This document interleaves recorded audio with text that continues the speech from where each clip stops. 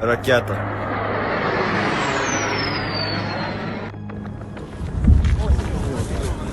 Вот. Уходим! Уходим!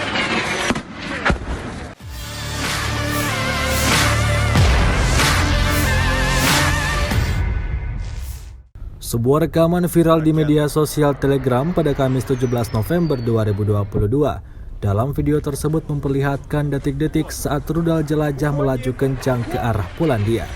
Diketahui rudal jelajah itu menjadi pemicu ledakan yang terjadi di desa Przewodów, perbatasan antara Ukraina dan Polandia.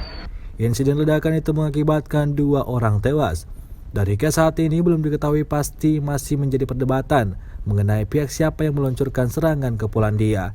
Sebagian orang beranggapan bahwa itu serangan dari Rusia, namun sebagian lainnya beranggapan bahwa itu serangan dari Ukraina. Rusia dan Ukraina saling membantah.